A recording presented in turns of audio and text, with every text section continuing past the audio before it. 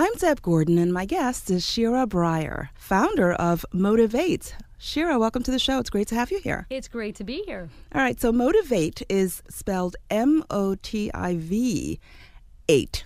Tell us what Motivate is. Motivate is an empowerment program for teen and tween girls and their mothers.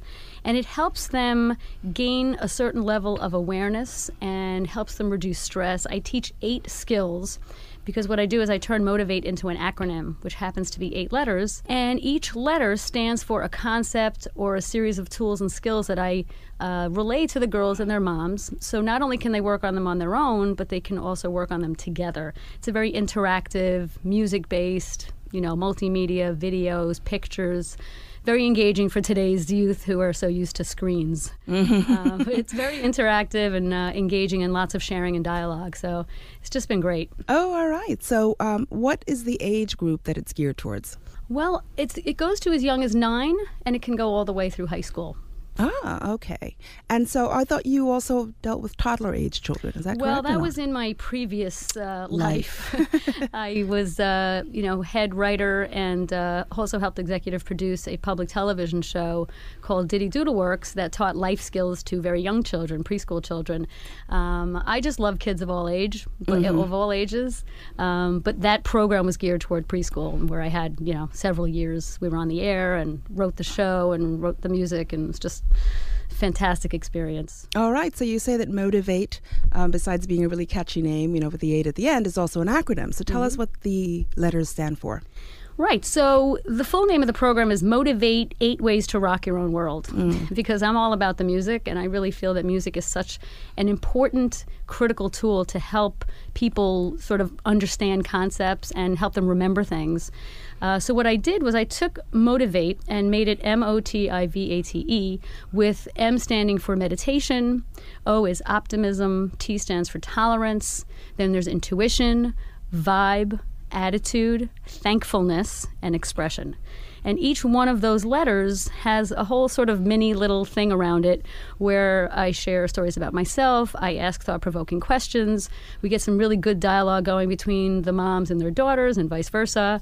I show them interesting videos that I've gotten permission to show to really help reinforce the points that I make in each one of those skills. Oh, okay. And so as you referenced, you get the moms involved and, as I understand, also the guardian of the child. And these are the teen and tween young girls. So tell us why that was so important to do, to include the parents or the mothers and guardians. That is really, well, I don't always want to just say moms because, unfortunately some don't have moms. So they're female caregivers is really, when they're there, it really, because I do the program also just for girls when, in a school setting or in a setting where the moms can't be there. But when the moms are there, it just adds such an extra layer of like aha moments, because a lot of the stuff that I talk about, the moms actually, sometimes even more than the girls, have little moments of clarity about how either what they're doing is modeling behavior, positive and negative, for their daughters, and they start to realize that they have such an incredible influence. They're their daughter's like primary role model. And in so many little tiny ways, we can influence how our daughters feel about themselves, how they view the world, how they solve problems, how they approach life. And so it's so important that the moms are there to help guide their daughters because, in today's age, it's kind of scary sometimes, I would think. I mean, I'm not a teenage girl anymore, but I think it's got to be hard to navigate those waters sometimes. And I think the moms are just so critical.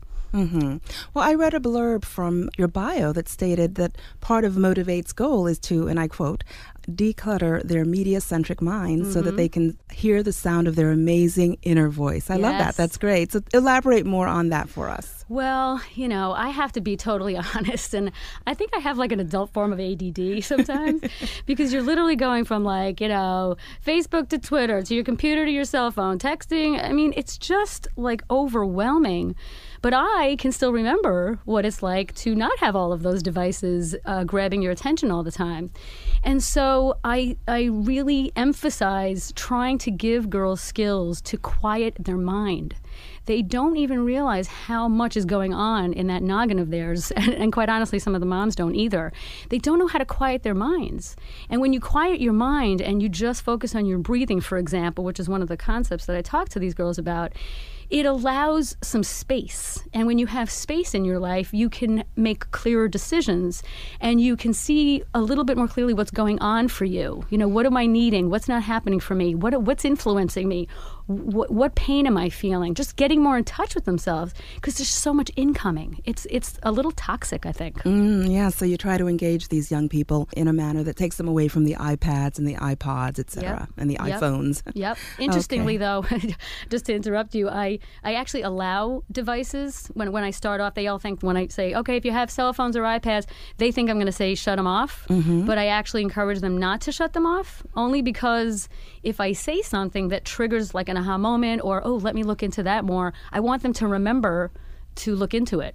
So while I definitely don't want them texting while I'm talking, but sometimes I put websites and I reference things in my program that might make them go, oh, you know what, I should share this or I should look into this further. So I do encourage them, because, you know, like, that's the way the world's communicating these days, you know? Right. And so what are some of the critical skills that the girls who take part in the program gain, which help them with their lives? Right. So a few, like each thing that I talk about, whether it's meditation or optimism. So I'll give you a few examples. So in meditation, I show them a video that was given by permission by the David Lynch Foundation that has an incredible program teaching a lot of young children in this country how to meditate. And I show them the benefits through the video, and then I actually take them through not a full-fledged meditation, but just the concept of quieting your mind, focusing on your breathing. We actually do it together interactively. And so what I tell the girls all the time in my program is, I'm just planting seeds. I'm not here to change you or fix you or any of that. I am just here to show you a potential other way to handle things. And so meditation is a way, it's a coping mechanism. It's even if it's a minute of breathing, learning how to deep breathe, learning how to relax yourself is really, really important for girls and adults. And hopefully these girls will take some of these tools I give them and carry them into their adult life and hopefully help other people. So meditation is one thing that I do. And then when I talk about optimism, for example, I do a visualization exercise with them, because I try to make them understand how powerful their minds are and how powerful thoughts are, and how everything starts with a thought and everything comes from that. So your thoughts leads to your word leads to your action leads to your attitude. And so I try to make them aware that it all starts with the way you think.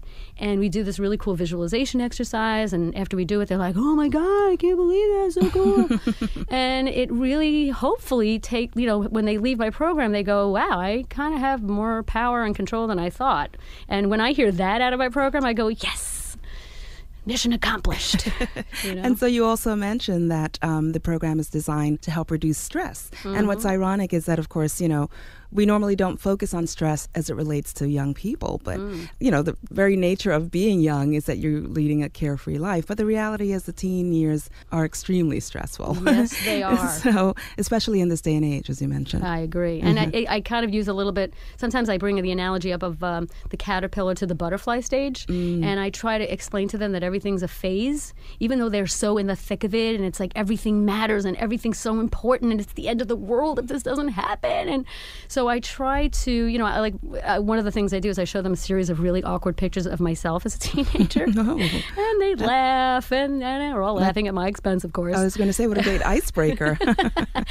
But what I try to explain to them, because then I show them my wedding picture, and if I do say so myself, I look pretty gorgeous. But I show them that it's all a phase. You know, everything has a beginning and an end to it, and there are other ways to handle things. And your attitude, your vibe, your the way you think, your intuition, all of these things play a role in how you handle problems. Because let's face it, you're going to have problems the rest of your life. Challenges, problems, issues, they just never end. So it's really more about how you cope with them and how you handle them rather than trying to avoid them. You know? Well, talk about the 4 C's. First of all, tell us what they are and what their importance is, and you know how it's incorporated into the program. Yeah, so the 4 C's, I like coming up with little mnemonic devices that people can kind of leave and go, yeah, I remember that. Right. But, you know, not to bash guys in any way, shape, or form. Well, maybe just a little bit. Yeah. No, really. But truthfully, the truth is that we women, girls and women, have certain gifts. And I call them the 4 C's because they're what we're good at, what we're hardwired for. So the 4 C's are compassion, communication, connection, and cooperation. Girls really have better communication skills, certainly better